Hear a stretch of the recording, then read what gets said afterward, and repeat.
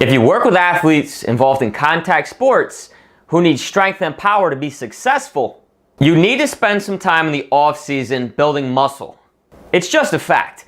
Athletes who have more muscle are usually faster, stronger, more durable, and more powerful than those with less of it.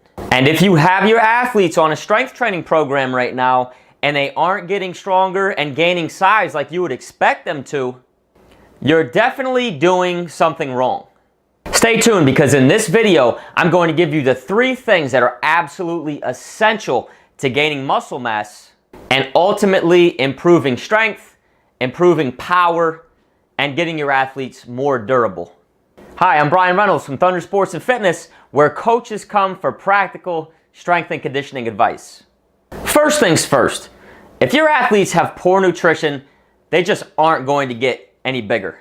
In fact, to gain muscle mass, they don't just need to eat enough to maintain weight, they actually need to eat about 500 calories more per day than athletes who want to stay the same.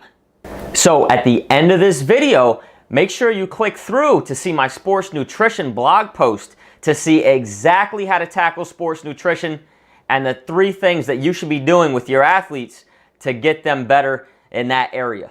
Secondly, if you want bigger athletes, this just simply is not going to do it.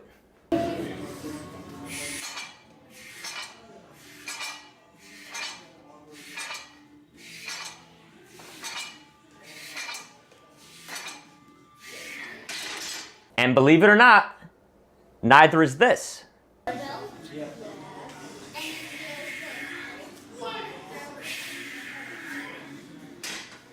Growing muscle is most successful when your sets take about 30 to 45 seconds and your athlete reaches fatigue at the end of that time period. So the ideal scenario is about 3 to 5 sets per exercise, 12 repetitions per set, and about 3 to 4 seconds per repetition, just like this.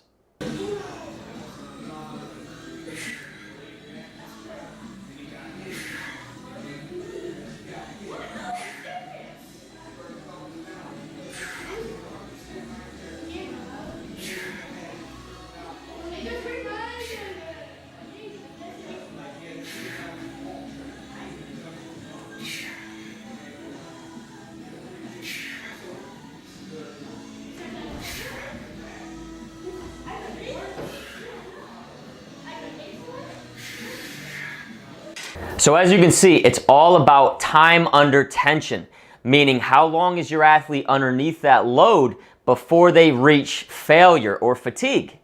And about 30 to 45 seconds, according to the research, is best to gain muscle mass. Lastly, the rest period in between sets is critical. If you're doing plyometrics or Olympic lifting and trying to develop power, about 3 to 5 minutes per set is best. But if your goal is to gain muscle mass and increase size, your rest period should be less than 2 minutes. In fact, ideally, they'd be about 90 seconds in between sets. So just to recap, step 1, go over to my website, check out my sports nutrition blog. Make sure you tackle sports nutrition with your athletes early in the off season to really set the stage for the growth to happen.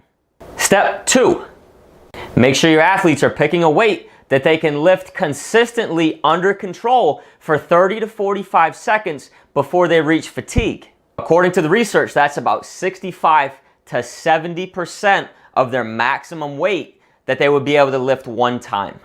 And step 3, keep them off the phone during their workout session, limit dilly-dallying with their teammates and long water breaks, because they only should be taking 90 seconds in between sets of the same exercise to get the best results out of your training. If you liked this video and you know another coach that could benefit from hearing this information, please share this link with them in a personal email telling them to check it out. It could be something that they find useful. If you're seeing me for the first time and you're not on my mailing list yet, make sure you go over to my website. It's free to join the mailing list. It's easy to do from my homepage, and I send out great tips like this every week.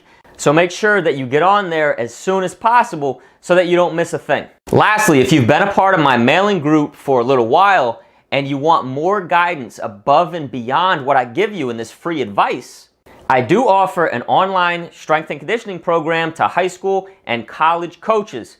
Go over to my website, www.thundersportsfitness.com. You can see how it works and determine if you think it might work for your team at your school.